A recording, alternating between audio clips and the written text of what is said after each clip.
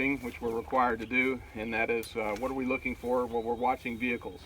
Vehicles, the roads are made for vehicles, not much for pedestrians, so anyone who has their feet in the road, I will be observing, and there's one foot there.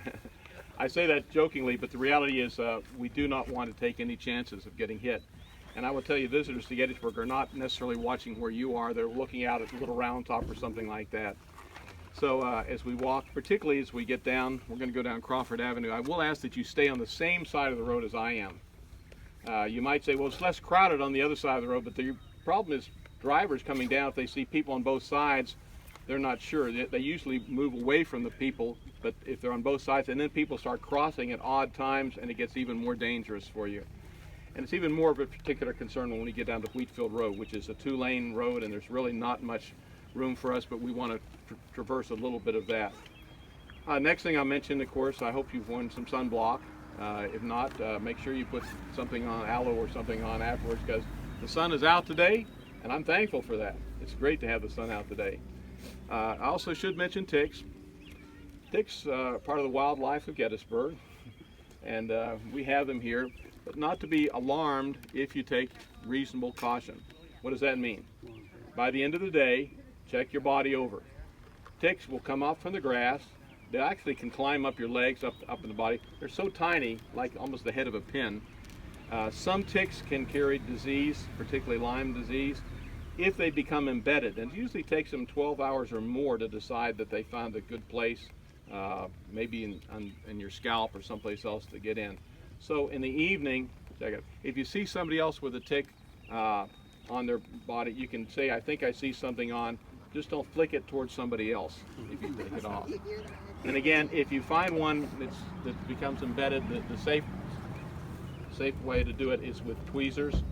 You don't want to take part of it out. Match head, those things don't worry about. Don't do those things. You want to get the entire body out, and that can be done with tweezers. So safety, just be reasonable, sensible, and particularly watching for vehicles. These battle walks we love to do because we get to do creative things. In the course of each year, we have standard field programs that we do. By the way, I'm going to show you some maps, so if you can come over here, you'll be able to see them. I'm going to try to address you as a group in each case. And in fact, I could use a volunteer, somebody who wanted to be a volunteer to help me with my maps. Can you help do that and take notes as well? This is a guy who's going to candidate to be a licensed guide, which is fine. And I'll show you these. Don't hold them up yet. But what does help me is I have my hands free and I can gesture and point to different things. One of the things we learn to do as park rangers is to point, and I'll be pointing at a number of things. We love to do these programs because we get to do what we want to do, what we think will be helpful, valuable. I don't think that this battle walk has ever been done. This is my 16th campaign here at Gettysburg, and I don't think this battle walk has ever been done. And yet, oh my, we've done plenty of battle walks and plenty of programs on Little Round Top and certainly Devil's Den and the Wheatfield all around us. But getting in here, not so much. One of the reasons is because it's a little bit more difficult to traverse. Also, we have difficulty because we have problems with the terrain, as we'll see. It gets marshy and mushy. Also, because it's very hard. There are a dozen different brigades that are represented in the fighting here. It's a lot easier if I can start with one unit, 26 North Carolina, and follow them where they go and what they do. Here, it's almost hodgepodge. Things are happening all over, all around us. Very difficult to try to get a handle. But we can get a better sense as we walk on today. Now, let's look at the first map. And by the way, stand here, if you will, so you're oriented to the compass. North is behind us. And what I want to show, first of all, and don't hesitate to crowd together, get to know each other. You'll find the best, most interesting people you'll ever know in the world are those people who share an interest in Gettysburg. Let's just talk about terrain for a little bit. We have, and I put the abbreviations RT for Round Top, LRT for Little Round Top, DD for Devil's Den, HR for Hawks Ridge, and WF, we're asking about the Wheatfield, where that will be. And the little stream that goes down the middle of our map is going to be Plum Run. Plum Run had a number of names. Plum Run is the one that stuck. Bear Run, John Lynn's Run. It's a run which goes down in this very interesting terrain. Let me talk briefly about the terrain. And I'm not a geologist, but I'm told that 180 million years ago, I wasn't around, there was a breach in the crust of the earth. Long after the mountains, the Allegheny Appalachian chain, long after they were formed, there was a crust break, and it created something about 30 miles long and a mile and a half wide of igneous rock. In other words, fire rock that comes coming up out from the deep depths of the earth. Fire rock come up and creates what geologists will call Gettysburg diabase sill. They have an actual name for this, Gettysburg diabase sill. And there's only one place on the planet that you're going to find Gettysburg diabase sill. And you're in the middle of it right here, right now. Devil's Den is made of it. It's almost as hard as granite. Very, very difficult. And again, it creates these unusual things. And sometimes you have rocks piled upon rocks, it appears. And they're weather worn, as you can see. But it creates this very unusual situation. And quite frankly, soldiers who came here felt it was bizarre seeing the rocks. This Devil's Den was known as Devil's Den before the battle. Allegedly, quickly, some boys in town would come out here. Kids love to play around here. My example, be careful up there. I'm always worried.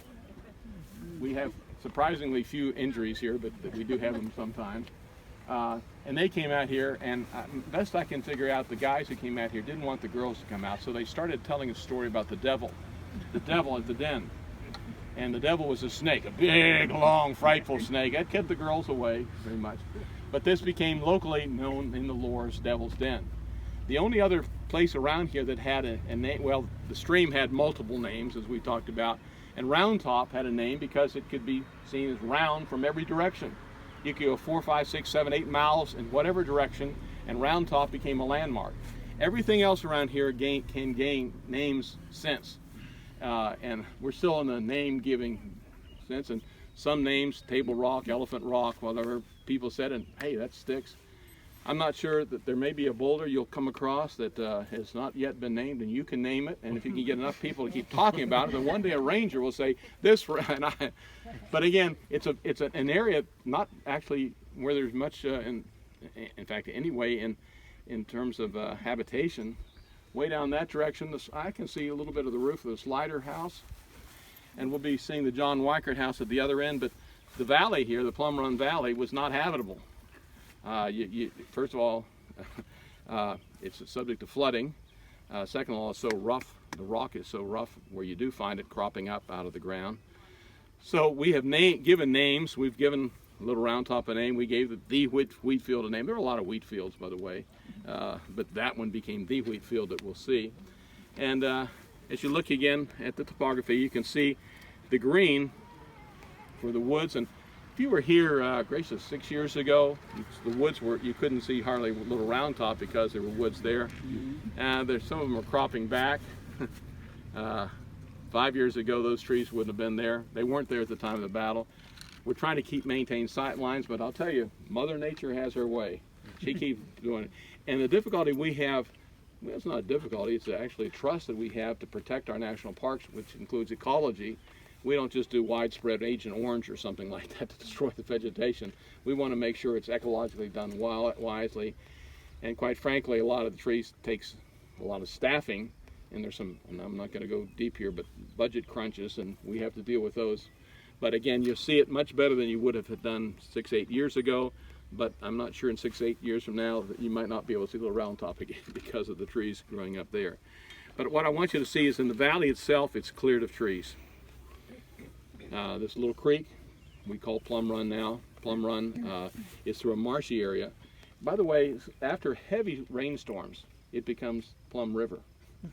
Torrents, in fact, there are occasions in which this Crawford Avenue has to be closed because the water rises up so much here. There are a lot of feeders into this valley. In fact, one of the feeders right in front of the angle, there's a spring there, and when we do Pickett's Charge thing, we often get mushy there. That water goes down, down, down. Cadore Trossel Thicket has a stream which also funnels into Plum Run. One of the things, it hadn't rained in a number of days. It's been really a beautiful week. But I was out in my mucka boots this morning to make sure what we could do and what we couldn't do. There's some things we cannot do today because it's so marshy. It is still so marshy out there. And it's not nearly as marshy as it was at the time of the battle. First of all, we put an avenue in here so you can keep your shoes dry as you walk along it in the berm of the road, fine. Second of all, we have more vegetation. What would happen, of course, vegetation, the roots suck up the water so the plant will grow. And back then, there wasn't nearly as much vegetation, there weren't nearly as many roots, so you can just guess there was probably even more mushiness here than there would have been in years later when we let the vegetation grow up. So any questions about this? And again, you can see the John Weikart house up here. We'll get that. Actually, it's a different house than existed. It's technically, we call it the Alcott house, but built in the immediate vicinity of where the other one was. And you can see my hatch marks showing some of the terrain that shows we are in this valley. Show it around to everyone, make sure everyone can see this. Any questions about the general terrain that we're going to be walking through today?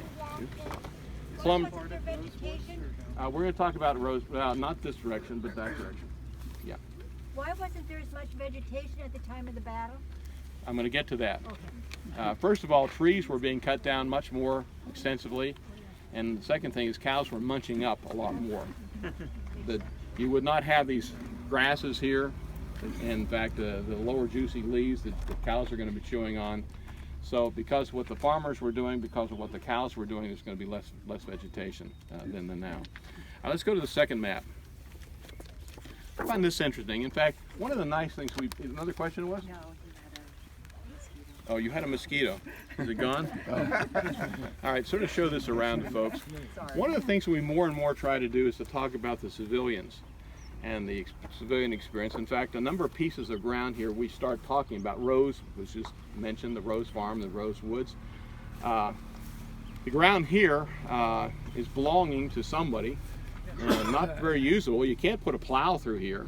The cows can, of course, as we talk about, roam. But let's talk about who's going to be owning the ground. We are down here at Devil's Den. We are on the land of John Houck. John Houck owned Devil's Den. Where's the home of John Houck? Anybody know? Yeah, Gettysburg. He lives in the town. Yeah, there's no way he can actually have any habitation out here. Ethan Hanaway has cleared, he's not out here either, but he's cleared his property just beyond the creek and up to the top of what we now call Little Round Top. Ethan Hanaway has cleared that up, and so that's his property. John Musser's property is down there. I can see it. Elephant Rock. I didn't know if I can see it. Just over the immediate rock in the distance, there's another rock which is famously called Elephant Rock. That's on John Musser's property down there. And there will be troops going through there as well. And then Munshauer, in fact, we have famously Munshauer Knoll because we were able, gracious, 12 years ago to clear the trees off that and to see the knoll as it would be. Rose, so you were asking about Rose Woods again. That's going to be out in this direction here. And the Trossel, famous the Trossel farm, actually extends down to the creek from this direction. And then John Weikart has a small farm, more of a farmlet. By the way, there are a lot of Weikarts here, there are a lot of Spanglers here. You get to know the local names and their cousins and brothers and whatnot in different places. But so make sure everyone sort of sees that. We're going to be mostly walking along Mr. Houck, with his permission, he's long gone. But Houck's Ridge, we call this now, which ends in Devil's Den. We're going to briefly cross the creek and get over toward Ethan Hanaway's property. And later on we're going to get up, hopefully, to John Weikart's and the Trossel also. And we'll point out the Rose. We're not going to actually be on the Rose farm for this program. So again, understand what we have here, who they are, the owners, and understand the ground was marshy. The only value of this ground here, well, you have some trees that would be cut down, not many, but it's for cows. Oh, I see people on the road. You're supposed to be on the grass. I have to watch the safety. Just come this way, everybody. Make room for the people on the road. Nobody stands in the road in my program, or I get fired. I don't want that. All right, everybody out of the road. Good. Let's talk about the cows briefly. One of the interesting things back then, they did not corral cows as we typically do today in a pasture. What they did is allow the cows to roam freely, and if they wanted to keep a cow out of a garden or out of an orchard, you put fences around it. Of course, you have branding, you understand that, but cows would pretty much roam freely, and this was a place where cows roam freely because it's basically the best use for it. You're not going to put an orchard down here. Again, a plow's not going to go through here. You're not going to build houses down here. What can this be used for? Well, cows, they like water. They like grasses. This has got water, this has got grasses, and when they needed shade, right adjacent are places for shade. Again, think about the grasses being eaten up by the cows, and so it's going to be shorter grasses than we see today, and not the shrubs that you see that are going back in this way. Cattle grazing, and we're going to see the cattle will have some relevance to this battle, interestingly. This is an agricultural area. So many of the locals were in agriculture. The town of Gettysburg had some other things, 2,400 people in the county seat, but mostly we have farms, and some of these farms have become famous, the Bliss Farm, the Spangler Farm, and whatnot. What we're going to do is imagine the initial deployment of troops. We are way behind the front battle lines when the battle begins, miles from here. The Union forces will be driven back through the town of Gettysburg, far from here, way up to the north, well out of view. They will fall back to the Cemetery Hill. The Cemetery Hill, they'll form a horseshoe line around Cemetery Hill on the night of July 1st. And then little by little, troops will come up. The first ones to be seen, if we were right here, the first to be seen probably 11 o'clock at night on Little Round Top when the signal station goes in, maybe 4 guys. I did a program the other night on the signal corps on Little Round Top. Won't delve much of that, but I'm going to sort of allude to soldiers that you could see from the valley. So through the night, as they tried to set up communication through Jackson Mountain, Damonsburg, they would have torches they could actually use through the night to try to get communication. The next morning, who else is going to be along here? Well, I happen to believe it. I know some people adamantly say no, but he said so, and I think he's speaking truthfully. Samuel Johnston was a scout for Robert E. Lee, and he claimed that he got along here. He got along the area where Hood's men fought. Well, it's right here is where they fought. He claimed he came way around in the early morning, leaving at 4 o'clock. By 5:30, he's getting probably the slope of Little Round Top, scouting out the left of the Union line. You can't see it from here, but if you go up there and look out, you can see where Sickles' men were. Dan Sickles has 6 brigades. 2 came in at dusk, 2 more about 2 in the morning, and 2 more will come in at 10 o'clock the next morning, out of sight, out of view. However, the next morning, Dan Sickles is trying to figure out where to put his troops, and he has 2 divisions. John Bell Burnie has the men in this sort of area. And so they will come down here. Burnie actually references Little Round Top. I don't think they were on the top of it. I think they were sort of in the base of the valley. But as they're trying to position themselves as best, and this is a whole big argument we alluded to earlier about Sickles. Sickles is told, first of all, he's to relieve John Buford at the Peach Orchard. John Buford had the left of the Union line with cavalry up until noon. Graham's brigade will be sent out there, and then you also receive instructions to extend your line to the Round Top and occupy it if possible. Well, that's the Round Top. Dan Sickles doesn't have enough men. He has been given indication that he'll have another corps coming up on his left. They didn't come up, they didn't show up. But he'll extend his line this far, extend it to Devil's Den, and on the end of this will be the anchor, if you will, of the end of the Union line on the about noon and into the early afternoon of July 1st on Devil's Den. So we have, again, 4 Yankees on the top of the hill, maybe 4 Confederates along the side of the hill, and then gradually we're getting more men coming into position. Smith's Battery, you can't see them 4 guns just on the other side. We debate where those guns should actually have been placed, and most of us agree they're probably not in the exact right place, but they're good for where you as a visitor might want to see them. And then, because this is the end of the line, you got to guard it somehow. What if the rebels were to come around? 2 guns, these are 10-pound Parrots, would be placed up the valley, and we'll see those. Just in case some Confederates might wander in around behind. Those 2 guns take care of things hopefully as best as they could. But it's early afternoon. These men have worked hard through the war, getting here, resting here. No sound of battle, no evidence of any rebel troops. And there is something which is alluring. Cows. Cows bring beef. Beef brings good meals. And so they actually started slaughtering some of the cattle that were roaming down here, Hobart Ward, John Hobart Ward, his men were along there, and he said it was leisure time. This is the midday, July 2nd, leisure. And I've several times seen that word used of the battlefield, and it really amazes me. Leisure on the battlefield of Gettysburg? How could this be? But no immediate threat. They'd send out some skirmishers, 2nd U.S. Sharpshooters, just in case, to look out at there'd be a tripwire in case anybody comes in here. But it says, we lounged around about the grass and rocks, lounging around, getting the fires kindled, getting them blaze up, getting the coals so they butcher this meat.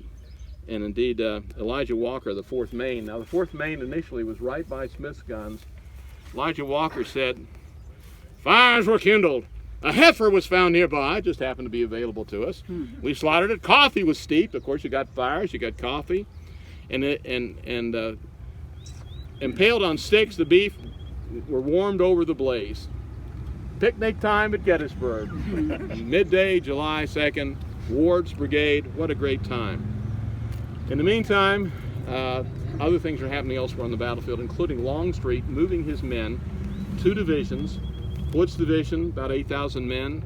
Lafayette McLaw's division, about 7,500 men, way down and around, starting there and way in the distance, out of sight, moving down there. In fact, in the dark trees that you see in that direction where Hood's men would be forming up. Then, that's south, looking south. And so, by the way, it's revealing here, we have, in terms of Confederate avenues, all the avenues are post-war, post-battle, put in for you. It says avenue, there were no avenues in 1863. But we have Crawford Avenue, we have Warren Avenue, other avenues. We have a North Confederate Avenue, a West Confederate Avenue, a West Confederate Avenue, an East Confederate Avenue, and a South Confederate Avenue, which gives you the idea how the rebels were sort of reaching their arms around the Union line. So about 3:20 in the afternoon, and by the way, they didn't synchronize their watches, so we can only guesstimate times looking at what one guy says, what another guy says. While these guys are getting the beef ready and they're salivating, what good it's going to be. Boom, boom, boom, boom! What was that? The peaceful picnic had been disturbed by artillery fire as Hood's men would be crossing the Gettysburg Road into those woods. And then shortly thereafter, the Confederates would set up artillery to fire back in what E.P. Alexander called the hottest, hardest, fiercest, most fire of the entire war, which would be on July 2nd. E.P. Alexander, by the way, was managing much of the cannonade on July 3rd, but he said it was hotter and more fierce on July 2nd going here. And a guy from 124th New York, they're going to be a little ways up on the top of the ridge. Grumbled because their steaks hadn't been finished. And he said, we took these bloody steaks and we stuffed them in our haversacks hoping we'd get them later. Oh, those rebels. I mean, if they were angry at the rebels before, they're really angry with them now because a good steak, a guy missing a good steak, you can understand what happened. And by the way, during the course of the day, General Hunt has been up and around several times looking at different parts of the 3rd Corps line, in fact, every corps. General Hunt is the Chief of Artillery, Henry Hunt, Chief of Artillery for the Army of the Potomac under General Meade. And at some point, and I'm not exactly sure, trying to fit his accounts together, and it's not complete, but he has crossed the valley and has left his horse on one side of the valley as he tries to get through to the other. I think he left his horse over there and came across here, and he's heading back just as that artillery barrage began. He says, I was alone. Now, he's a staff officer. Sometimes he has aides with him, but often he's just going from place to place alone. And he has his closest moment of death, almost death, in the valley, what we know as the Valley of Death. He says, I was left to seek infantry supports for this attack coming in. And a storm of shell was bursting over the place. I found myself in a plight once ludicrous and painful and dangerous. There's always a danger on the battlefield. He was in this valley. And who else was in this valley? Not a soldier, not another soldier was in this valley. But there was a herd of horned cattle. Now, they didn't cut the horns off back then. These aren't Texas Longhorns, but they could gore you, absolutely. And they were stampeded to the valley. Okay. And they were bellowing and rushing in their terror, first to one side and then to another. And he thought he was going to be crushed and gored, and his life would be over in the Valley of Death.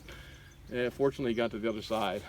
But we can see these poor cows. We talk about what happens to the soldiers in the battle. Sometimes we talk about what the horses. You ever thought about what happened to the cattle during the battle?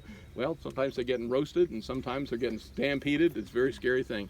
So this is happening, and now we're talking about the mid-afternoon.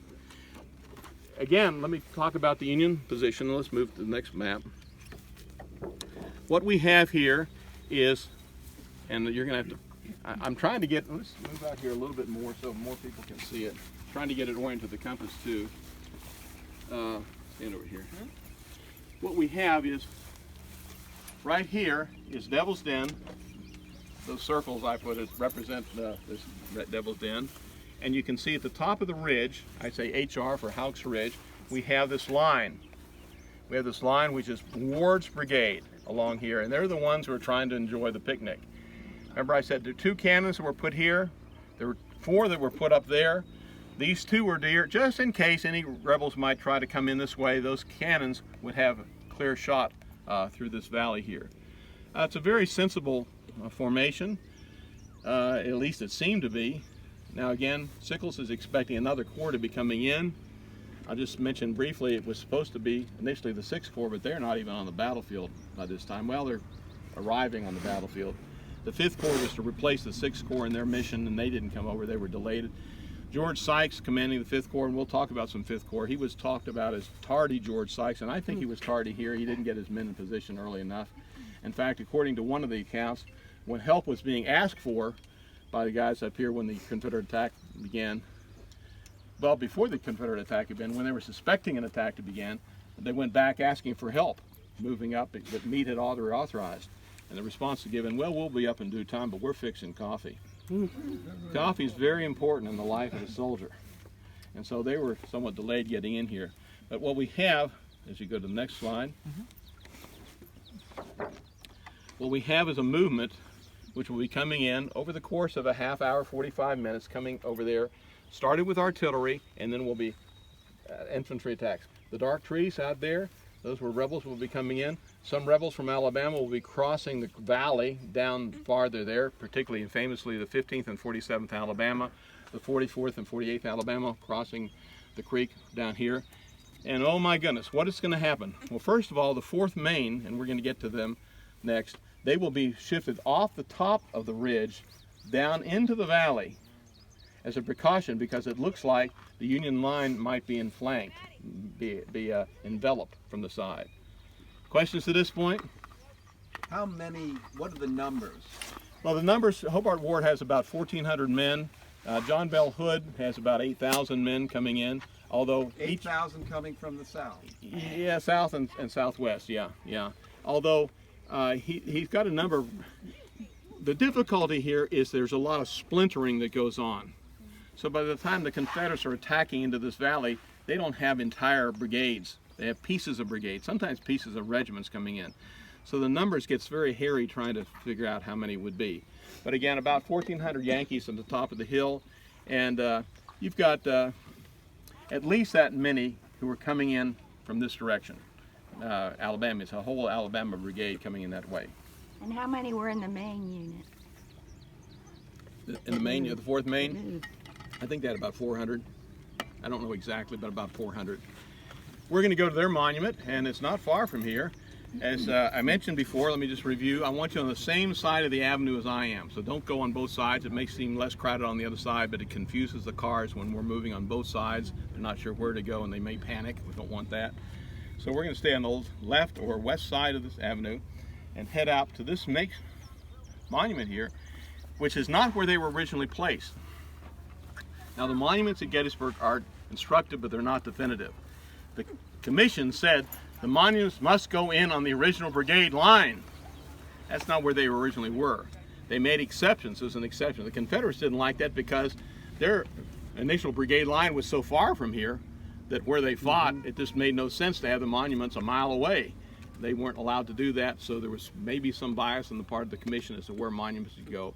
But the 4th Maine was initially up on top, right beside the 4 guns of Smith's Battery, up on the top, and then would be shifted down into the valley. Okay. The 4th Maine was up there. They will be shifted down here. I want to correct something I just said.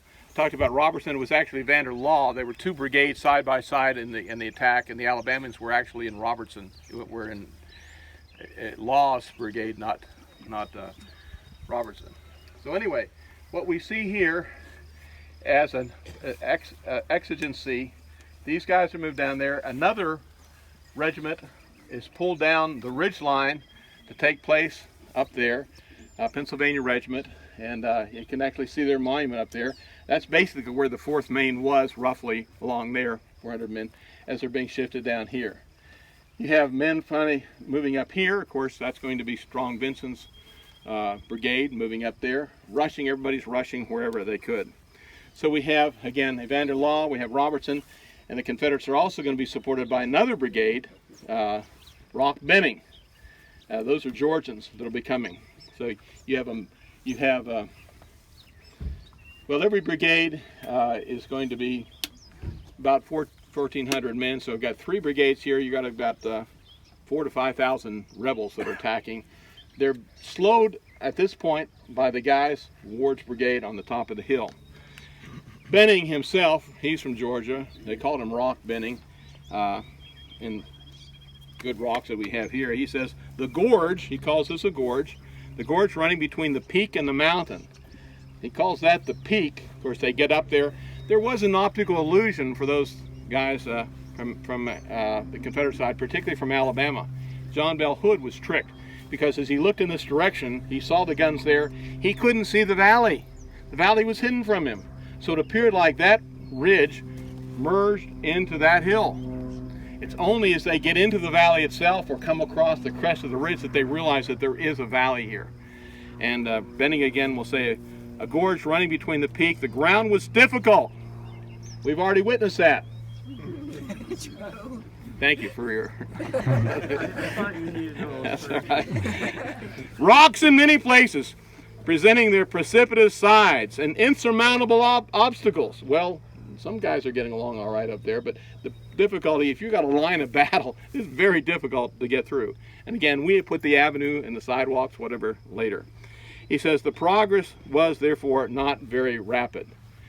Things are happening somewhat in slow motion down here because of the obstacles, but also because the marshiness.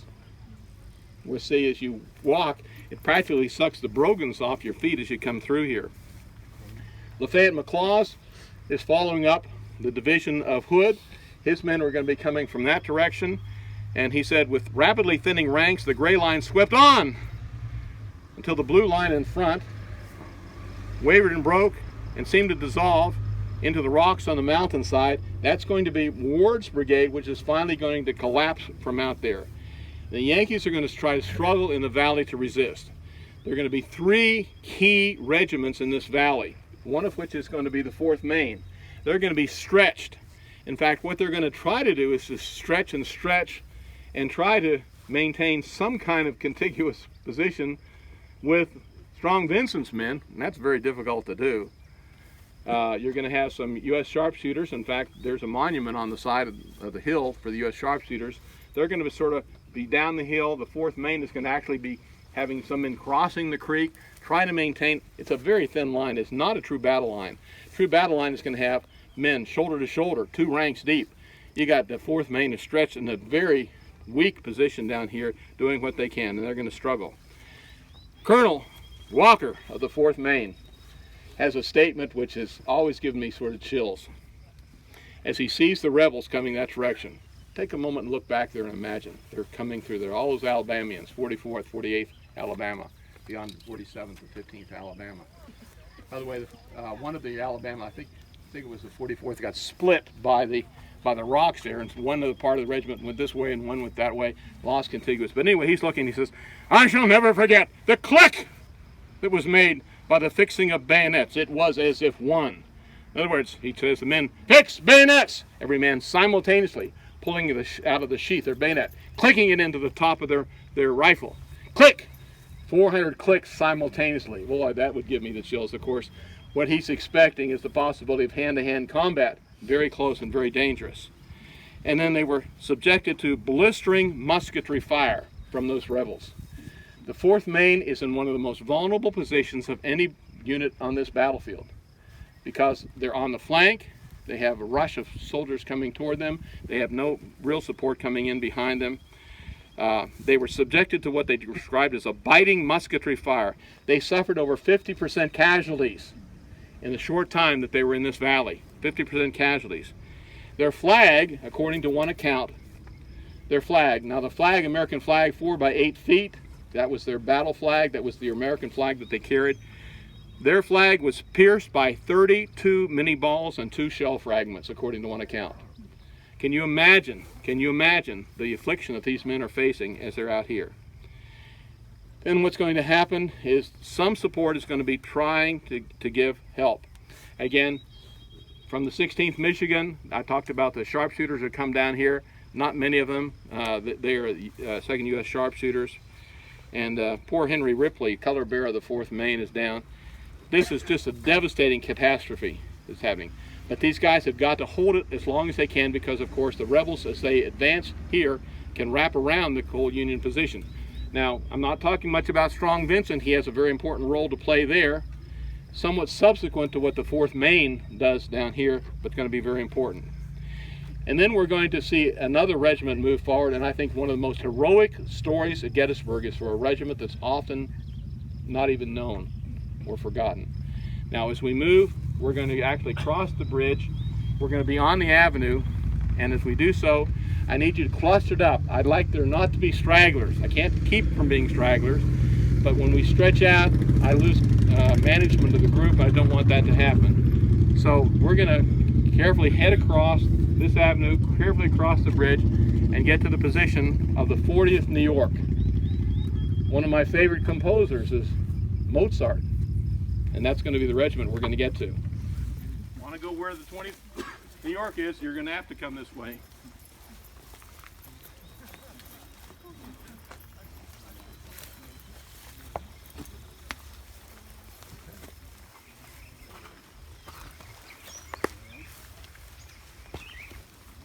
I want you to get a sense as to what they're walking through, and it's even more mushy for them than it is for us.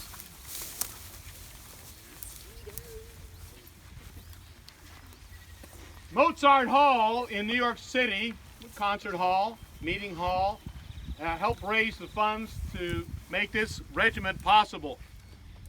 4 companies, 400 men were raised. Fernando Wood, who was the mayor of New York, claimed that he was behind this, although the evidence, actually he seemed to spin that, but I haven't found any evidence that he actually was, but he claimed that. Mozart regiment was to be a regiment of a typical regiment was 1,000 men. They only raised 400. What do? Well, you got to find somebody else to fill up the ranks. We have, at the angle, we have the California regiment. You all know that? It's actually from Pennsylvania, from Philadelphia, but they call themselves the California Regiment because California was not filling its quota. Pennsylvania had more volunteers. Somewhat the same thing happens here. There will be 4 companies from Massachusetts that join this 40th New York, and there are 2 companies from Pennsylvania that join it. And actually the monument went in, a quarter of the monument was paid by Massachusetts, even though New York has its seal on the front side. What we have here, portraying him using the rocks here as best they can. A little misunderstanding because he's pointed as if you come down this road you could see him. Actually, he's going to be worried about the enemy coming from that direction. The 40th New York Mozart Regiment, as they were called, they were detached from the Trobriand's Brigade. Now the main fighting unit of an army on a battlefield was going to be a brigade, except when they detached things. The Trobriand's fighting up near the Stony Hill. This unit was in reserve, but was sent down here quickly to try to stem the tide from a whole different brigade coming down here. They were sent, according to an account, into a ravine bounded on the left by high hills. There we go. Upon the right by a gentle ridge. There you go. Subsequently, crossing a marsh up to their knees in mud and water. Now, I have already checked out the sites this morning to realize that we will not have to do that. But this is very marshy ground. Rocks, marsh coming in here. Captain Smith, and you can see him, if you look up there, some of you can see him standing up there, the monument sadly that was desecrated some years ago. We've been able to replace it. He has some 4 guns up there. He'll have another 3 guns up there. He looks back relieved because while he's holding that position up there, he sees these guys and he says they're fighting like tigers. Tigers. Uncertain exactly how it was, but they would actually counterattack. Counterattacks are the most risky thing you can ever do in battle. The enemy's coming your way, you counterattack, and we're not sure how many charges they actually made. We do know the Georgians, 44th, 48th Georgia, coming up this direction, described how they repulsed several charges made by the enemy.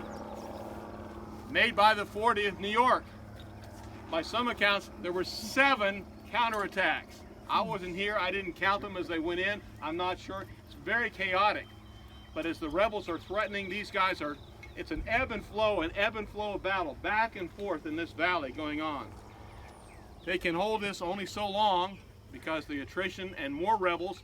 Remember, not only you have van der Law's brigade, but you had behind them Benning's brigade with the Georgians, and then of course you have Robertson's brigade coming over the crest of the hill at some point. This is an entirely vulnerable position in very difficult ground, and what they did is amazing, but of course they certainly suffered very much here. The Mozart regiment, the music they heard that day was a calamitous cacophony of noise and did what they could here, but slowed up the Confederate attack. And again, they would be across this direction, supporting the 4th Maine. You saw where they were. So you have 2 regiments, some U.S. sharpshooters also to their left, trying to stop the Confederate juggernaut. And they slowed them down considerably, repeatedly, until the Confederates will top across the top of that ridge. And when Ward's brigade collapses from the top of the ridge, what's going to happen? Well, you cannot stay here. You're going to be totally in a lost position. So again, very few people get here. Make sure if you come this far, give him a tap on the heel or something like that. Encourage the man. He's doing his best here under very difficult circumstances. Now we're augmented by the 2nd Georgia coming across here too. Now there's other action happening up there. Little Round Top I don't have time to get into, but of course Strong Vincent, supported initially by Patty O'Rourke, and then Stephen Weed's men, the guns up there, get up there at some point. The Confederates have been firing artillery from the distance. They're not seeing the valley, but it seems to me at some point they're just firing randomly here because guys in the valley are getting afflicted by gunfire, by artillery fire that's coming from various directions. And I don't think anybody really understood who was where at this point. We know that we're falling back. The 4th Maine is falling back. We know the 40th New York is falling back. We know the 99th Pennsylvania is falling back. Smith will lose 3 guns up there, but he will spike the guns in order to disable them so they cannot be used by the Confederates. Just because they're overrun does not mean that they become an asset to the enemy. And so Smith's guns will be spiked.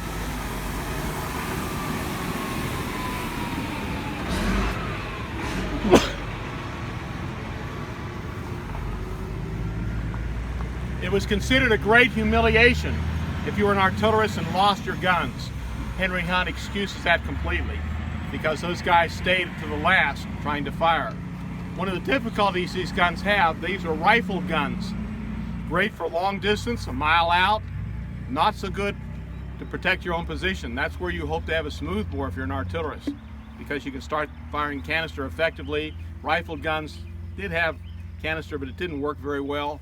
It got spewed out and not in a pattern, and he does what he does with what he has, and so he's never reprimanded, never called. In fact, he's credited with staying there even though he lost 3 guns. Again, we're going to advance. We're going to advance on this east side, this right side of the road as we move forward. Well, if we're Confederates, we're moving forward. If we're Yankees, we're moving back. And again, if you can step off the avenue, that's fine. Because of the cars, it squeezes the lane even more. If a bus comes along here, there's not going to be room for that bus and for you too.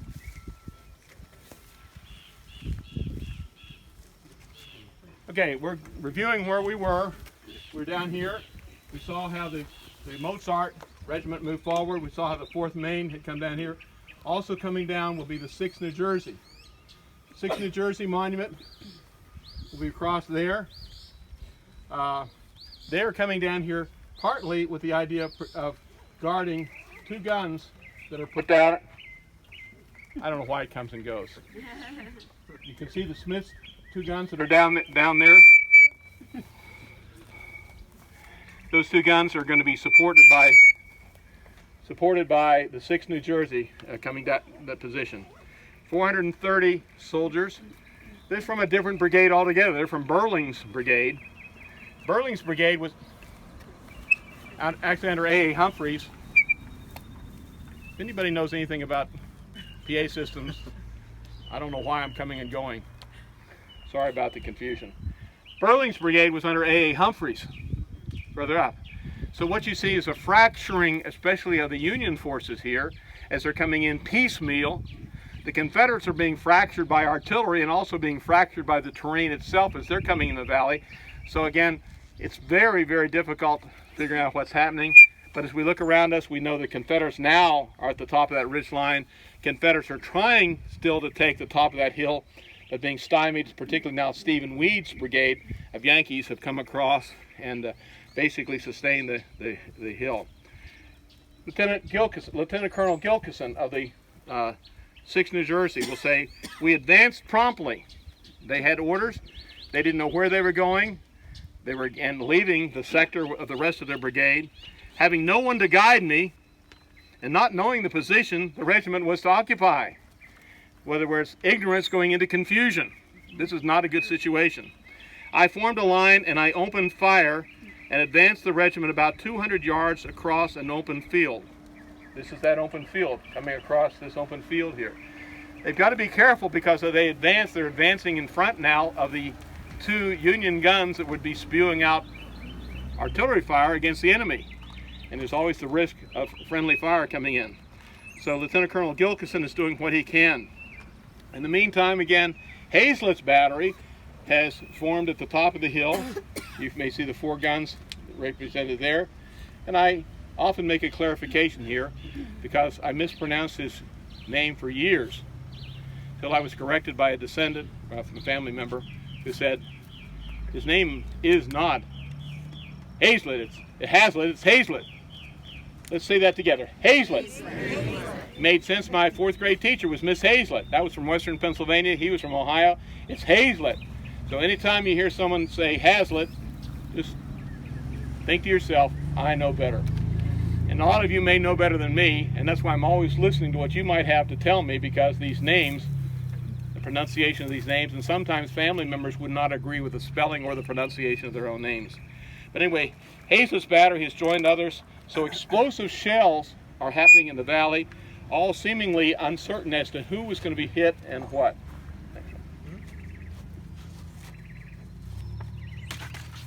That's all right. Thank you. Thank you. So what we have now, the Yankees are retreating back through the valley, including Hobart Ward's men. The rebels are coming in with more force here. They're able to hold off here, but also you have Caldwell's men who have crossed the valley farther north. They were where the Pennsylvania Memorial is, 4 brigades in Caldwell's 2nd Corps division, crossing just out of sight from where we are and going into the corner of the woods and also into the wheat field. I'm trying to give you sequentially what's happening, even though some places, sometimes we can't even see it. But again, the valley was crossed by a large division of Yankees. Coming up, again, we have more Georgians coming up under Benning. We have Texans. We have guys from Arkansas, guys from Alabama. I mean, rebels are coming up. The 17th Georgia, by the way, said, "It seemed as if the demons of hell itself were turned loose. So terrific was the onslaught. It was the bloodiest spot I saw during the entire war." 17th Georgia down here. The 20th Georgia flag, and remember they were coming through here also, was reportedly drilled with 87 holes. Again, I just have the accounts of the people who were there, who counted them, 87 holes. This iron, the lead that's strewn through this air here is just absolutely phenomenal. But now again, the valley is open, a Confederate assault being made on Little Round Top. The guys from the 16th Michigan up there said, as they were describing what's happening to their front, It seemed as if every man on both sides was actuated by the intensest hate, determined to kill as many of the enemy as possible. And a Texan coming across here. Now the 4th and 5th Texas have joined the 1st Texas coming this way. Arkansas also. They're storming up this direction as best they can. Some chasing the Yankees, but others trying to storm that hill. Texan said, I have to be careful here. I always have to apologize to Texans. Any Texans here? My whole family practically are Texans, and my wife says I'm making a mockery when I try to sound like a Texan. I'm born in Pennsylvania, but anyway. Said, every fellow was his own general, and private soldiers were giving commands as loud as officers, with nobody paying much attention to anybody else. It is chaos happening here. Carnage, unbelievable, chaos, very difficult to interpret because even the stories of the soldiers don't seem to always make sense.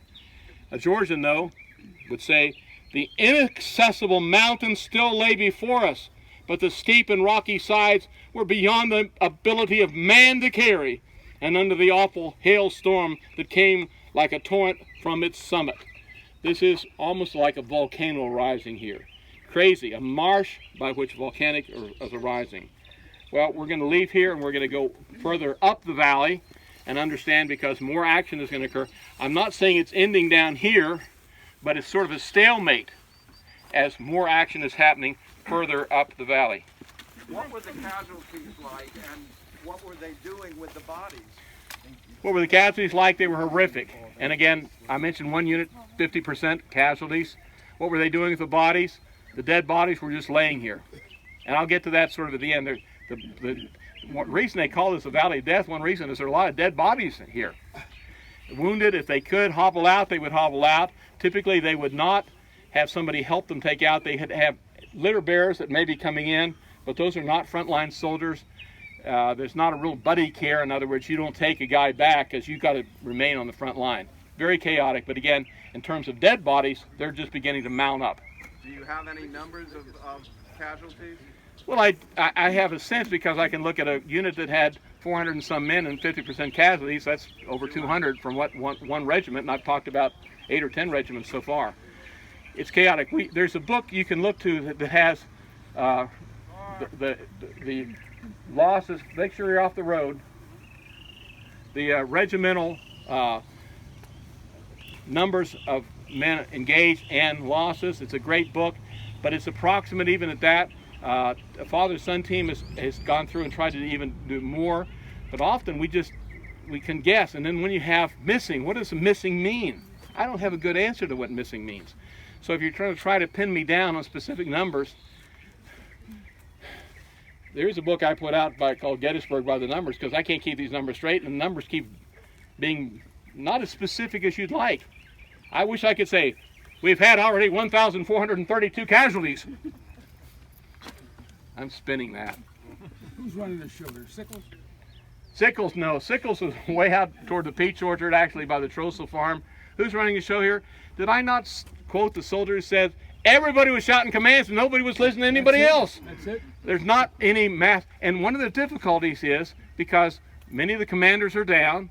Hood himself was down, whose men were coming in here. You have other colonels that are down. And indeed, you have no unit cohesion. Brigade commanders are commanding brigades in which they've detached a unit that's coming down here. So we look at Lieutenant Colonel Gilkison, for example. He's commanding that, but he doesn't have an immediate superior in this valley that he's reporting to. It is really chaotic. Can I get that across? Got it. Longstreet, under his own thinking, decides to do a flanking maneuver on the second day. Is that right? Not quite. Okay. What Longstreet seeks to do. Longstreet has argued with Robert E. Lee, we can't go around. We should go around. Lee says we can't go around. Hood actually pleads with Longstreet. Says we got to go around. And the movie says no, got to go around to the right. Got to go around to the right. And Longstreet says no. We've been told not to. Longstreet is worried because he sees this hill being turned into a Gibraltar. He wanted to try to afflict this before he headed north, but the orders he was given and he's trying to comply with is to drive towards Cemetery Hill. He's not making a flanking attack on this ground here by intention. Hood, however, will say he made a digression. A digression is when you're not following the boss's orders yet. He wants to make a digression and then follow the boss's orders. So a lot of confusion in command, but also, again, casualties in command, such as Hood, in which men are commanding, they're not even sure what's going on. They're in ground that they're not familiar with. As someone was pointing out, smoke is beginning to be thick through the valley here. Very confusing. Is this simultaneous with the attack on Little Round Top? Yes, yes. Where did the term slaughter pen come from, and where is that actually? Is It's that- actually down near where we parked on the left side there, and I was going to talk about that at the end. Okay. Yeah, but slaughter happens here. The words they seek to use here to describe the horror of it. Yes, sir. So you're kind of talking about day 2, and I know a lot of us watched the Gettysburg movie, talks about Chamberlain up on the hill. He's not up there till day 3. Is that what's going on? He comes up on day 2. He's on the south slope of Little Round Top on day 2. On the night of July 2nd, he's on the top of Round Top, and on day 3, he's up toward the Pennsylvania Memorial. Could you help me here, sir? Come down here. Of the tubes, about 85% of the tubes that we have at Gettysburg are authentic. This one happens to be a reproduction. And how you can tell the difference is if there is a foundry imprint. Sometimes it's on the trunnion, sometimes it's on the top of the tube, often it's on the face of the muzzle, showing where it was manufactured. Reproductions were very expensive too, because they cost just as much as the real thing, and so reproductions were made in the decades after the war. There was actually a foundry near Gettysburg that made reproduction guns. The cheek, the wheel, the frame, the trail obviously are all reproduction, because the green part would have been wood, which is rusted out. This happens to be the same kind of gun which was on the top of Devil's Den. These are called 10-pound Parrots. Also at Gettysburg we have 20-pound Parrots. 10-pound because of the weight of the ordnance, the fire ammunition that they were giving. And these are iron guns. Iron rusts, and hence at the time and for the years thereafter we have painted them black to keep the rust off. And quite frankly, it's a long process, and because we have about 350 guns, we're continually restoring them. In fact, for a while we had to take them off the field because they had asbestos paint on them, send it to a shop in Mechanicsburg to have the asbestos paint taken off. Now we're beyond that stage, and we can restore them as best as possible, but with 300 guns, again, they keep wearing out. Do remind people not to climb on these. They can collapse. They're more delicate than they might appear to be, and of course someone could get injured if they climb upon them. What Robert Parrott had done in the design, by the way, is to take cast iron. Cast iron is brittle, wrought iron is stronger, and put wrought iron around the encasement of the chamber so that it was less likely to break open. And this is a neat thing. The 3-inch ordnance guns, as you'll see most places on the battlefield, don't have this wrap. They're totally wrought iron. This was cheaper than the total wrought iron because a lot of it's cast iron. But these also had a range of about a mile. One of the difficulties, though, you have about 40% of the guns on both sides were smoothbore, very good for shorter range, 300-400 yards, particularly with canister. These are greater for long range fire. When Smith put his guns up there, he had good range out in the distance. As the rebels got closer, he had less effective range, and quite frankly, if I were here, I'd want a smoothbore. Looking down 400 yards, if you were spewing out, well, a smoothbore would have 27 balls, almost the size of a golf ball, solid iron. As they're spewed out, they learned actually to skim them on the ground, to flatten out the pattern, to take down more soldiers. So it's a great anti-personnel weapon as they're approaching 200, 300, 400 yards of you. And that's what you would want here. But you use what you got where you got it. And Smith wisely had put these guns here. Again, the 6th New Jersey, we had passed their monument. They will come up and be supportive of this too, but have to be careful if they move in front of the guns for the possibility of friendly fire.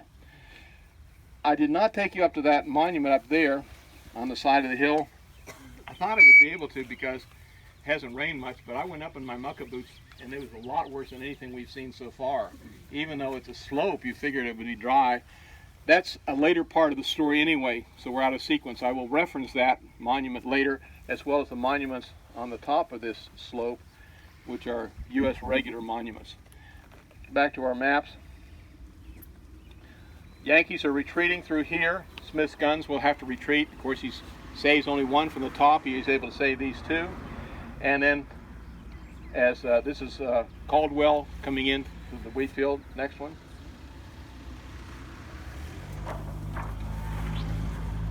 Fortunately for the Yankees, there's going to be more folks coming up. In fact, the U.S. regulars. These are U.S. regular monuments, the 14th U.S. there. They made a decision at the beginning of the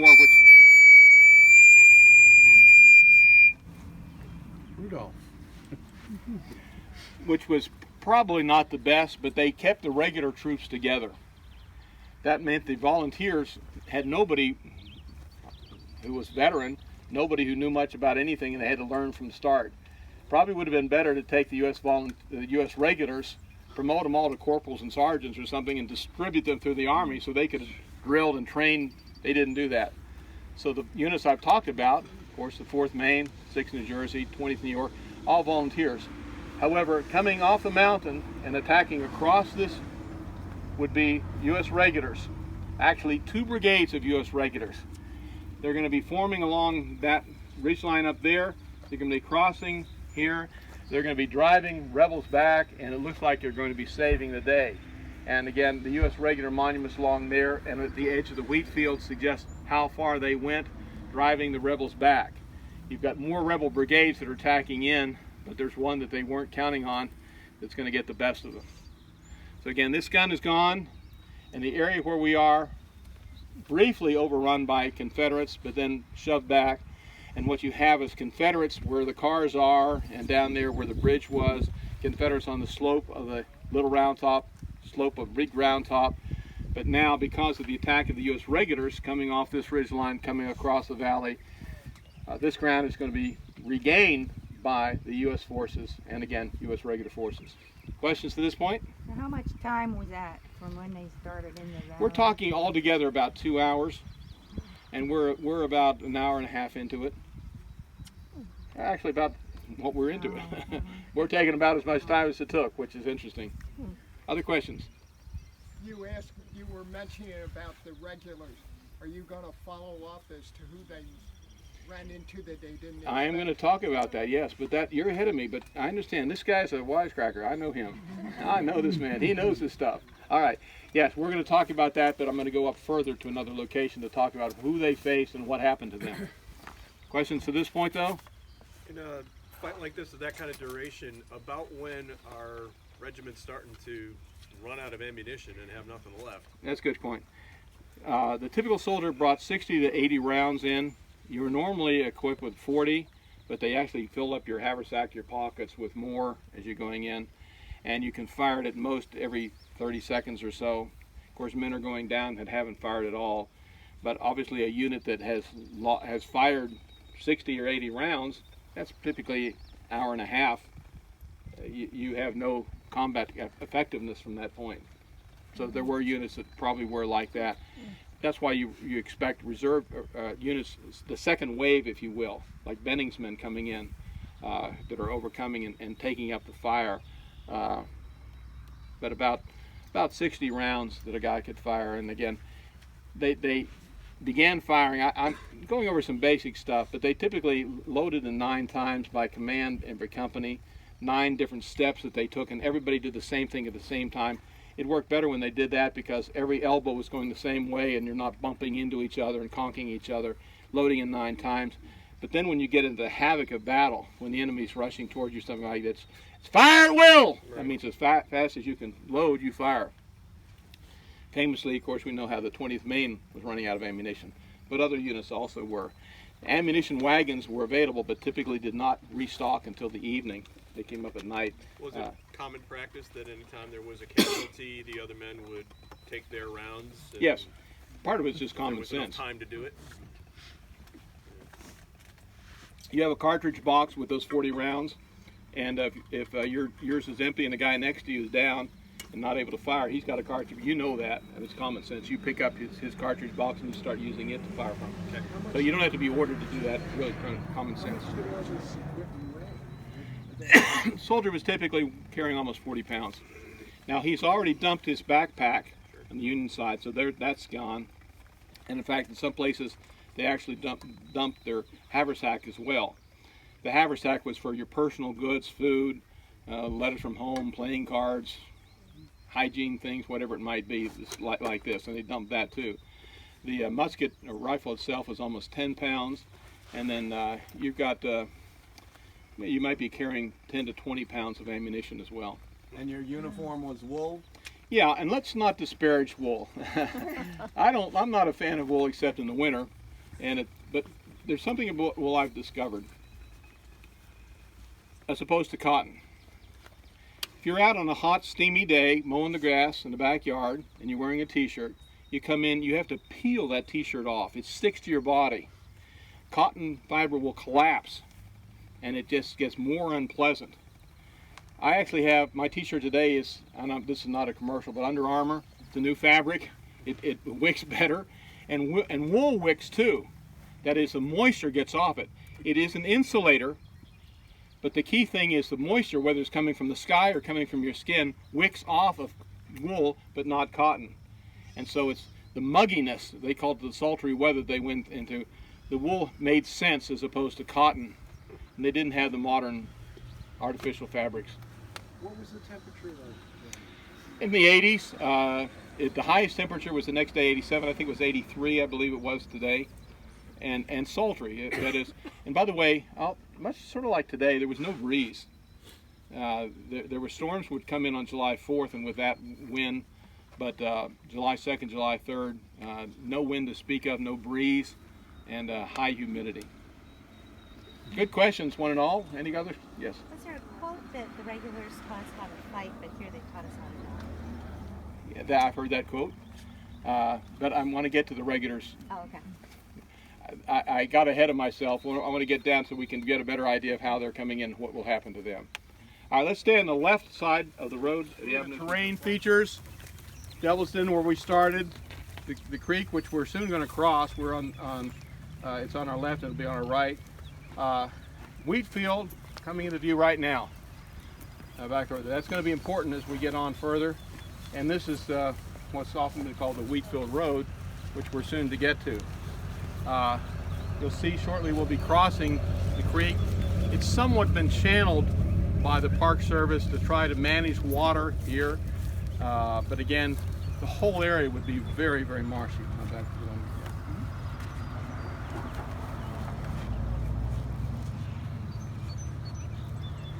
What's happening is another battery forms up there, Gibbs Battery.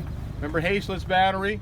Gibbs Battery will form up there, so high ground, Union guns firing out into the distance. Remember Caldwell's division had crossed Plum Run. They had initially gone into the Wheatfield, 4 regiments. Cross would be the, 4 brigades. Cross's brigade would be the one closest to us here. They, as they move in very dramatically, and they're going to force back the Confederate forces there. And then supporting the advance, which is initially made by Caldwell, although Caldwell, we have artillery demonstrations today too by Dewitt. Don't worry, they're not actually firing our way. But Caldwell will be driven back, but now forming on the ridge line up there will be 2 more brigades of Yankees, and these will be the U.S. regulars. Remember I pointed the monuments up along the ridge line there. Ayers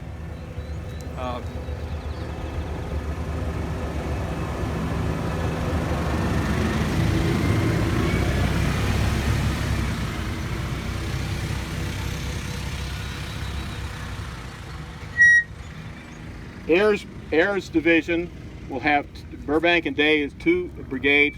They'll form up their U.S. regulars. These are professional soldiers, well trained. They're going to cross this field. Ayers said the 2 brigades were ordered to advance and carry a point some 250 yards in advance. Well, this is basically the point from which they're starting, roughly 250 yards advance. And the brigades crossing the intermediate swampy ground. Swampy, where did that come from? Well, marshy, mucky, whatever we called it. Everybody's experiencing this as they're crossing it. Actively engaged with the enemy in the woods. Rose Woods, those are the woods up there and beyond. Mr. Rose had a large farm. Burbank, who's the colonel commanding one of those brigades, said the command moved forward for some time at the quick step. You had advancing at different steps. One was typically the common step, as you might, sort of like we've been using. The quick step is sort of like a slow jog. The double quick, and again, you're carrying that weight and you have the wool uniform and all. The quick step, you don't use the quick step usually until you really need it urgently. And of course, they felt they were needed urgently, so they're coming across with the quick step across there. Several who were in the U.S. regulars described this as a marsh. Not only a swamp, but a marsh. I mean, every word possibly to use, again, to describe the mushiness of this ground. However, as they come out across here, they're going to encounter more resistance on their left than they expected. Remember the left, this is Houck's Ridge. It goes down to Devil's Den. Remember the rebels have taken over Devil's Den and Houck's Ridge. They're driving rebels back on the front, but on their left you have rebels in that direction. So the danger is always as you move forward, you can expose your flank, and that's exactly what these guys did. As they begin to cross the Wheatfield, as they're going that direction, they're getting inflicted from their left flank. Now what that means is that they're not being able to fire back as you guys are firing at them. You have to refuse the line or back out, withdraw, doing something, and they will begin to pull back to a stone wall, which is noted on here at the edge of the woods. So they have achieved that, and not only Burbank, but Day, other U.S. regulars coming in behind them. And by the way, these guys always prided themselves on being professional soldiers, regular soldiers. They weren't just volunteers that were other store clerks and farmers. These guys were professional soldiers. But again, their left flank was exposed, and so Ayres will wheel Burbank to the left somewhat, trying to deal with the attack there. That's an attack coming in by Sims' brigade and Tige Anderson's brigade of Confederates. And then discovers a large force of the enemy was coming down on my rear from the right. Again, the difficulty, and Caldwell had experienced this, if you advance too far forward, you're exposing flanks. Just as Caldwell had to pull back, so Burbank and Day will have to pull back because they're being hit from their flank. Now that's more forces coming in there, as well as being hit from their flank there.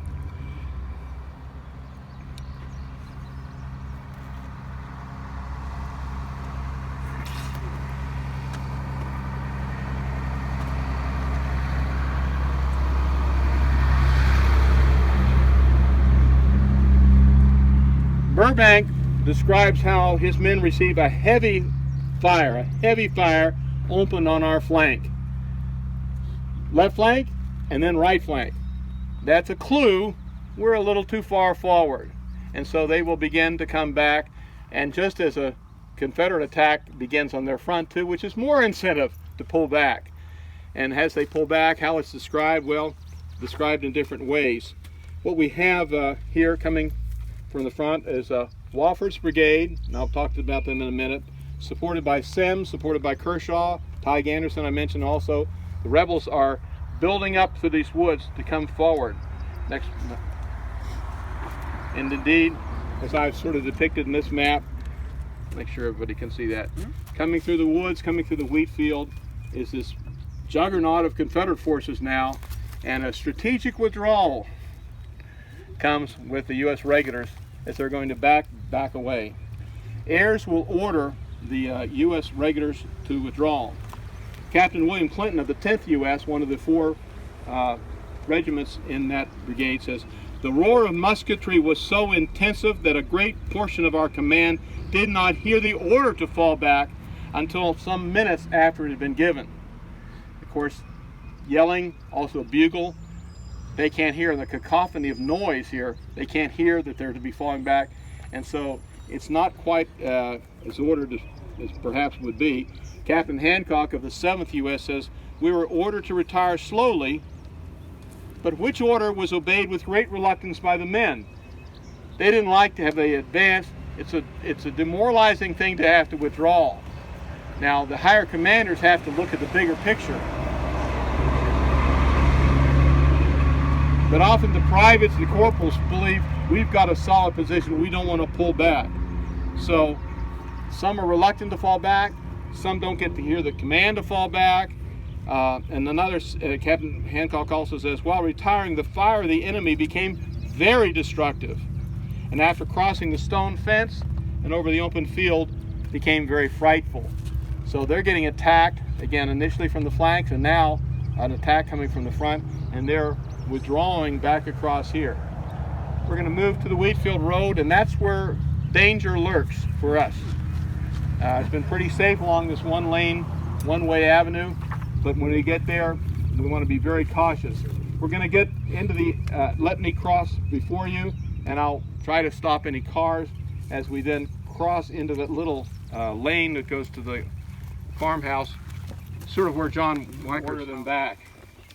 How they came back, well, Burbank would say the loss was very severe. 3 of Burbank's regiments of U.S. regulars lost over 50% of their men. I would call that severe. By the way, in today's Army, you lose 10% of your men and you're combat ineffective. Back then, these guys would be thrown into battle the next day. Unbelievable. An officer of the 11th U.S. said the slaughter was fearful.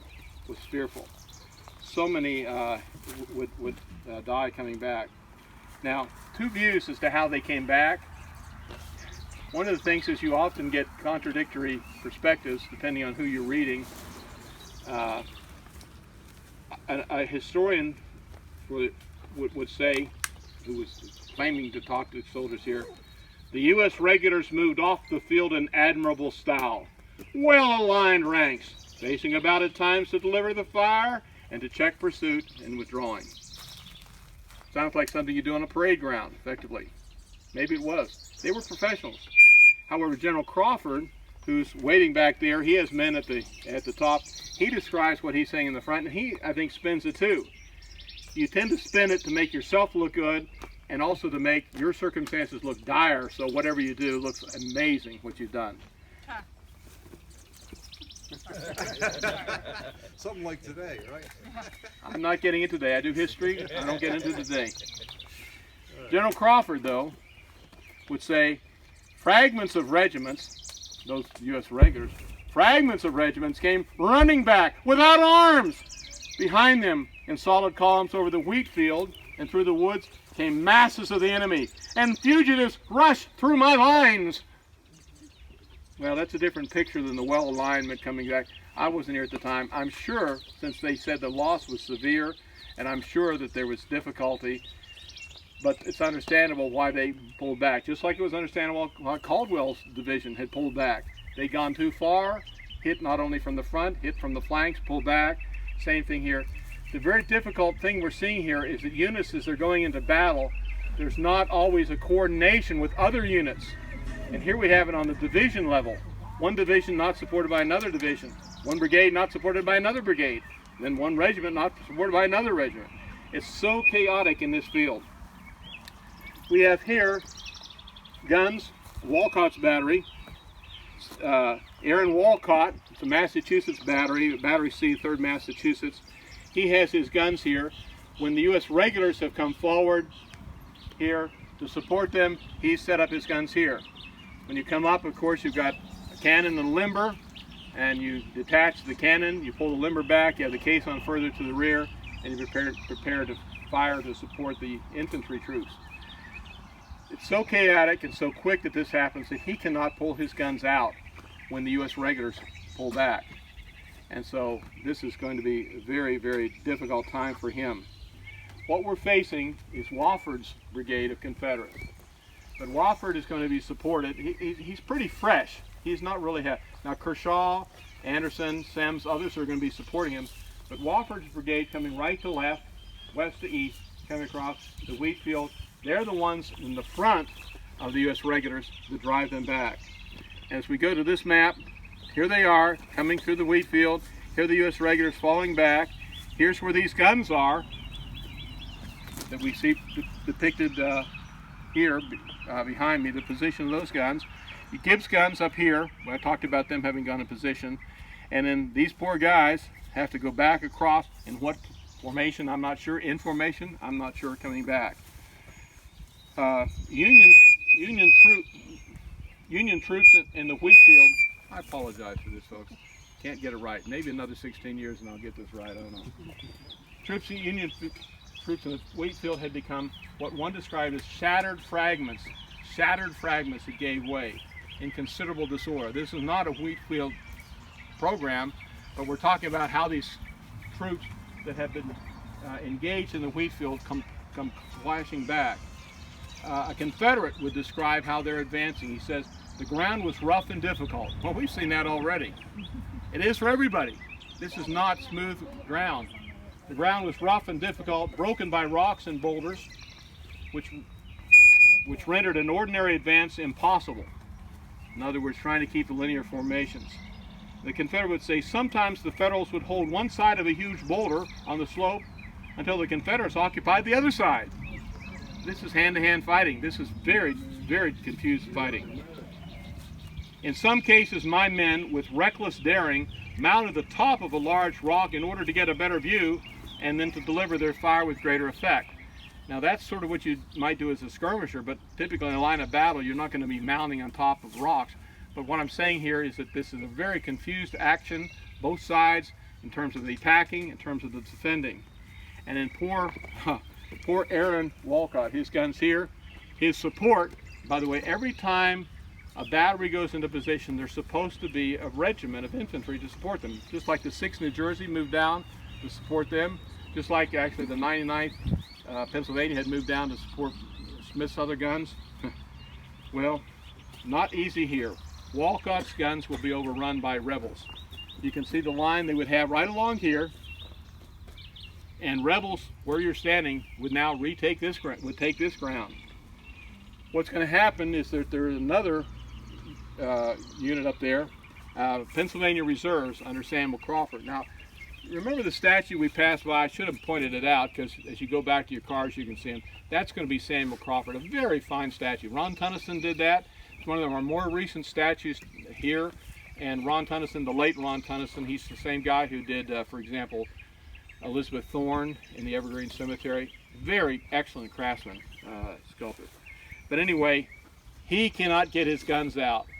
But what they do is they spike the guns, just like the same thing that was done by Smith with the 3 guns that he left behind, so they cannot be used by the enemy.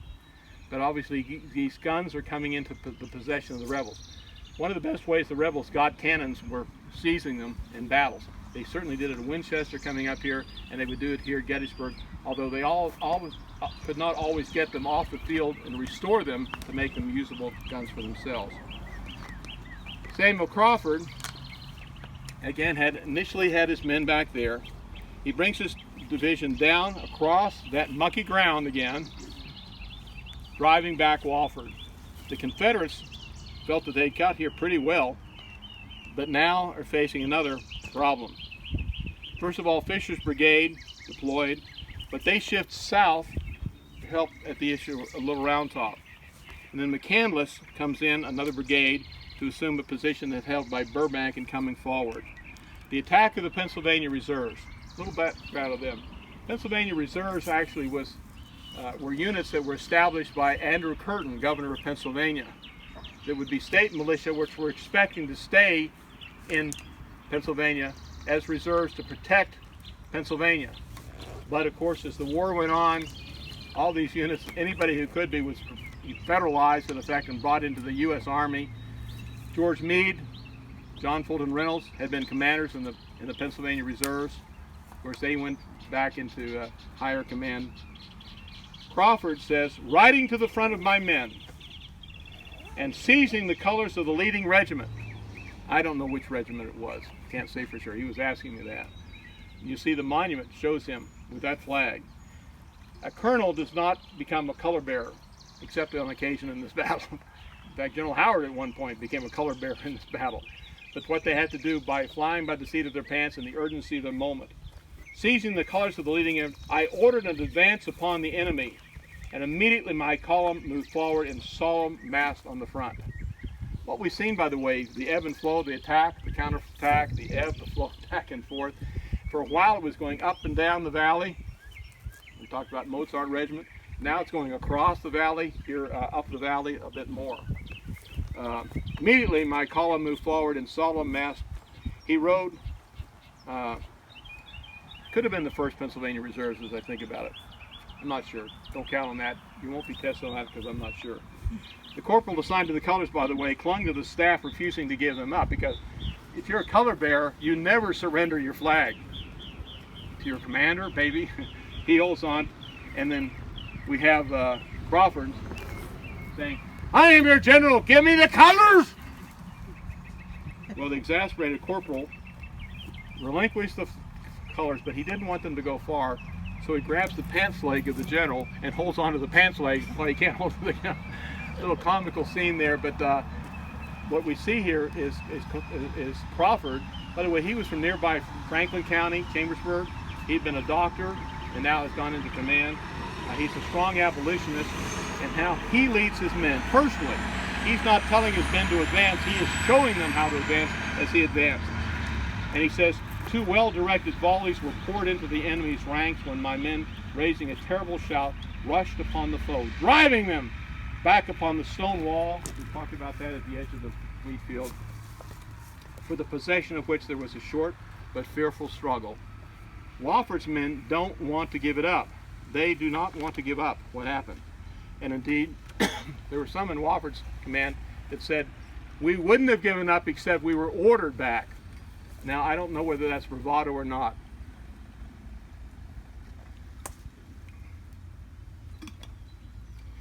And then Wheaton's brigade comes in on the right, arriving to bolster Crawford on his right. We're talking about 5th Corps coming in, of course, as they did on Little Round Top very effectively. 2 views, by the way, contradictory to some extent. Crawford says, the command advanced with loud cheers. We're going to do that. I don't think we're going to scare them. What was the cheer that the Yankees used? Huzzah. A loud, gruff, aggressive huzzah. Are you ready? Together. Huzzah! A little bit louder. Huzzah! Good. That's how we cheer as we're Yankees. Now the Confederates had a different cheer. We're not going to try that one anyway. We met the enemy on low ground. We've been on that low ground. And we drove him back across a low stone wall that skirted the woods, for which there was a short struggle, and over the Wheatfield, and through the woods on the ridge on the right. And Longstreet himself will say, Wofford's brigade was driven back. That pretty much sells it. Except that Wofford was angry because he did not want to withdraw, and he says, I was ordered to withdraw. It was a stupid order. I did it because I was ordered to do so, but we could have held that ground. We had gained a secure position. The stone wall could have been ours to keep, except I was ordered back by Longstreet. So I wasn't here. I can't settle that dispute, but again, those things happen. We're going to conclude by looking at 2 of the monuments for the men who attacked back through here, both of which don't get the attention I think they deserve. One of which because you got to get out of your car along the Wheatfield Road. People don't get out of their car on the Wheatfield Road. We're going to walk along the Wheatfield Road. This is the most dangerous part. We're going to try to walk single file because a monument with a very distinctive tip as to what this ground was like, as we'll see. We're going to be heading down the opportunity to a monument, and then if you're still with me, I'm going to take you to the least visited major regimental monument on the battlefield of Gettysburg. So you can say, I was there! Very few others have been there, but you would be there. So first of all, we're going to the 139th Pennsylvania. That's going to be Brigadier General Wheaton's brigade. It's going to be under Colonel David Nevins, his division, Nevins Brigade, and it's going to be commanded by Colonel Frederick Collis. 135th Pennsylvania, and we'll see something I think of interest as we get there, and then we'll conclude at the least visited major monument on the battlefield. It's 2 lanes, so cars can be coming either direction. They're not expecting you to be here. I've never seen such a large group on this road, so I'm a little anxious about it.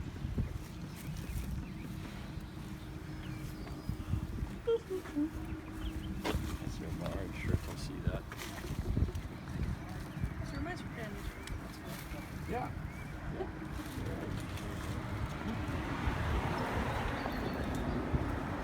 Okay, you've got the orange shirt. You can be the, the guy. Watch out. I'd like to introduce you to someone. It's, our artist in resident. Come on up here. I just got to meet him about 30 seconds ago. We have a new program these last several years in Gettysburg about bring artists. Some are painters, some are sculptors, some do other venues. Your name and Rick Stark. I live in Portland, Maine. I moved there a week ago from Washington, D.C. Speak up real loud. Oh, I'm sorry. My name is Rick Stark. I live in Portland, Maine. I just moved there from Washington, D.C. Retired Army colonel. Okay. Been here on terrain walks over the years with military schools, and I'm here for a month as a poet. So Poet. I'll write a poem with you guys in it. How's that? All right. Well, don't use the colorful language the soldiers use. We want to do that. But one of the interesting things, and this is a good segue, because America's greatest artists of all types will be drawn to Gettysburg. The poetry, the songs, the literature, and the statues. Great oil paintings, watercolors, and statues. America's finest artists would be commissioned to do these monuments. We have what I believe to be the largest collection of outdoor statuary in the world. Mm-hmm. Let me repeat that. The largest collection of outdoor statuary in the world here at Gettysburg. We have so many soldiers. Now, if you were a general officer, you could get a statue. Some did, many did not. Sickles didn't get his, whatever. But also many are generic soldiers. And this is great because this is a generic soldier who's fighting here.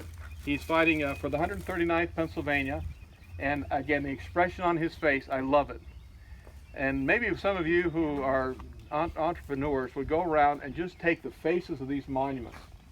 Look at the face of that monument. This is a man who may die within minutes. He's serving his country. He's dying. But the sculptors often do little things that you often don't pick up on. And I like what he's done here. It's no coincidence that this rock that I'm standing on is right here beside this monument, because it enables you to get up a little bit. And if you choose to do so, there's something back here. Actually, 2 pennies somebody's left here. We don't like people to leave coins because they can tarnish the monument. But those 2 pennies are laying on something the sculptor intentionally put in there. It's a footprint to remind us of the marshy ground that these guys are on. So even though he's on rock now, he was on very wet, marshy ground when he was fighting through here of the 139th Pennsylvania. One of the last units to come here and to secure it for the Union forces. So if you're able to have the time, step up here, and then we're going to head back to that most unknown regimental marker. I think the biggest unknown regimental marker least visited at Gettysburg, and that's where we'll conclude the fire and fury in the Valley of Death. Yeah. But of course, if he's not lying, he's probably going to get killed. He's going to a target. That's what you do. It's just a sign of a soldier willing to do what has to be done. So if you want to look here, fine, step up, and then we're going to stay on the right side of the road, a dangerous place because we have cars coming. Normally you walk against the flow of traffic, but we're going to try to single file up to the right if you don't want to look at the safety. That's a good thing. And we may be able to do this again. If one of you were clipped, we'd never ever, this would be history, we'd never ever have another Valley of Death. Single file, folks. Up the edge of the road, traffic coming. Single file. This is not his battlefield, first battlefield walk.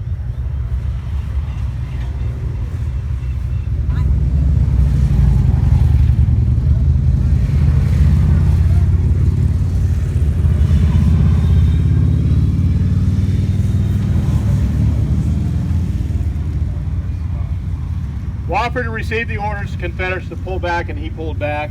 Again, his men grumbled. He grumbled. He felt he did not need to do so. Yet one Confederate in his unit said the line, which had been broken and disorganized by the roughness of the ground over which it had been fighting, precluded us from maintaining a solid position. So Wofford will pull back, but they had crossed Plum Run. They had actually captured Union guns briefly until Crawford, and again the statue, there he is right there, General Crawford comes across. We're going to go to the final monument, the final stop on our battle walk. I want to thank you for your attention today. And again, a lot more people than I expected on this, but I always have fun on these, trying to do something a little bit different. I do have the schedule of other ranger programs, these steady programs throughout each day, and about 20 a day. Please, on Fridays in the afternoon and Saturday and Sunday in in the morning to these. We've moved them earlier in the day because those of you who in past years did it, they often got really treacherous at 4 or 5 in the afternoon when the heat index was approaching 100. All right, are you ready for the final monument? Beautiful monument. Special monument, a Pennsylvania monument that most people don't know about, and very rarely does it get visited. A little bit marshy, mucky. Did I tell you about the ground? Well, you'll see it again. Follow me single file.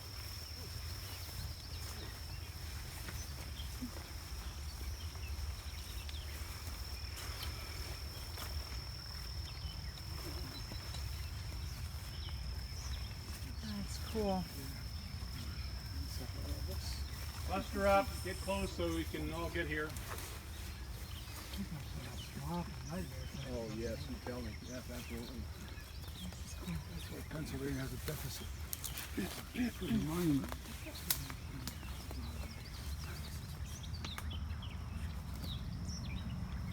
You can come this way a little bit more so others can have a way to come up closer. Cluster, come on, you guys can get closer. So we got 50 other people to fit in here. That's good, thank you. Up here. Near the map holder. Yeah, and show the property owners. Map of the property owners. I did everything right. It should be. Yep, good. Yeah, I'll hold that for now. You hold the others.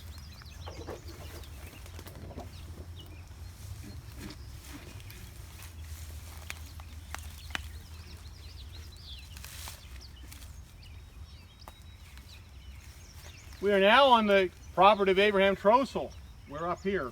We started down here at Devil's Den, most of the time on John Houck's property, briefly on the Weikart property, now on the Trossel property, still in the valley of death.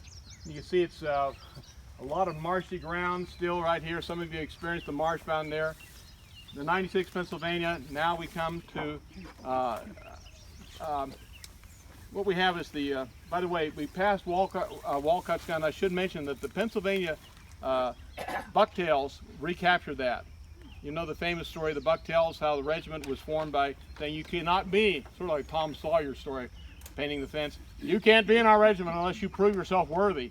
You can shoot a male deer, get the tail of the buck, and they would put it in their hat, and they became the original bucktails. We have bogus bucktails, other regiments that were formed that fought on the first day in the first corps. But then we come down here, and we're coming to this final, beautiful, handsome monument. It's so sad in a way that it's hidden here. I will tell you, I've never seen anybody coming here except seeing myself do it because it's so dangerous on the road. You've been cautious.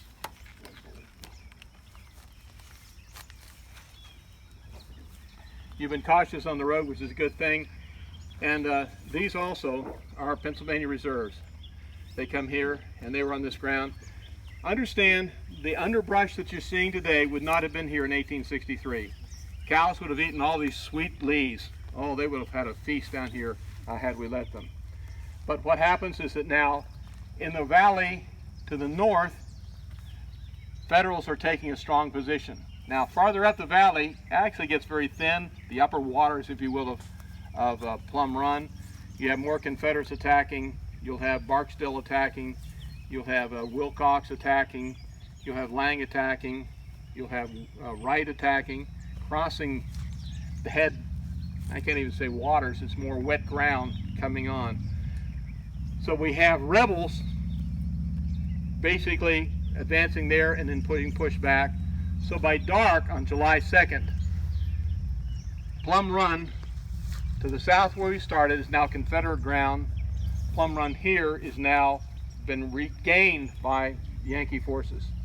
Exhausted men that night, guys who were put on picket duty or sentry duty or skirmish duty in this valley. Difficult situation. One Texas guy said that night he was so absolutely exhausted and he was about to fall to sleep over and over again, but he dare not fall asleep. The valley of death as it had to be cautious. He said he put tobacco in his eyes so the sting would keep him awake. Folks, do not try this at home. Do not try this at home. For the next 24 hours in the valley, there would only be sporadic fire. No heavy attacks or counterattacks like we've seen. Men here are pretty well exhausted. No heavy fighting in the valley for the next 24 hours. Again, to the south, rebels have gotten beyond the Plum Run. To the north, Yankees have regained their position here. In the aftermath, the Plum Run Valley became known by various names. Back close to where we started, it became known as the slaughter pen. Mary Ann pointed that out earlier. I don't know if she's still with us. I want to give her credit. There she is. Give her credit. The slaughter pen down there. Bodies, dead bodies.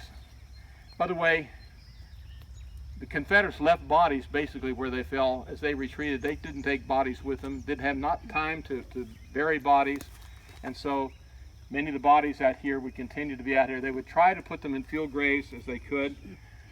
This Plum Run Valley, the creek, became known as Bloody Run. There are places they say it was so slick. Well, it was already slick because of the water, but now because of the blood. In the aftermath of this part of the battle, trying to come down with details to come down to help the wounded, to help bury the dead as could. Francis Stoke, who was an orderly at Camp Letterman, describes how he would go out on the battlefield when he's not doing his nursing duties. And he said he came down right along where we were. He says he came along to this valley, and I want to quote him, and this is the conclusion. This is November of 1863, months after the battle. I almost strangled from the effects of the smell caused by the partly decomposed bodies. And we know for a fact the number of the bodies actually did decompose. Forensic studies will tell you where it's wet ground, decomposition happens a lot quicker than on dry ground. Desert ground, hardly at all, but on wet ground, marshy ground, bodies here. We've been walking on ground in which virtually every piece of vegetation has been nourished by the blood of Americans who fought in what we know now as the Valley of Death. I hope you safely get back to your cars, continue to use caution crossing Wheatfield Road, getting back. Any final questions? I'm 3 minutes over, but I'll allow. In the back, first of all. How did I find out about this? Well, I trek on the battlefield. I get lost on the battlefield. I tell people when they come, they're worried I might get lost. I said, you'll have a wonderful adventure. You get lost at Gettysburg and wonderful things will happen to you. And they'll look at me strangely, but it's a reality. But also there are maps which show where the monuments would be. And actually you can see it from over on that rail, that part of the farmland. Marianne? Can you point out where the Trosso farm is? Yeah. Oh, up there. Yeah, up there. Yeah, beyond that thicket, beyond there. You can see the house from where we were the last Yeah, stop. yes, exactly. I saw it, but I was seeing it with my eyes. Yeah, yeah. I saw it. Any other questions? Have a great day, Gettysburg. Thank folks. you. Thank you.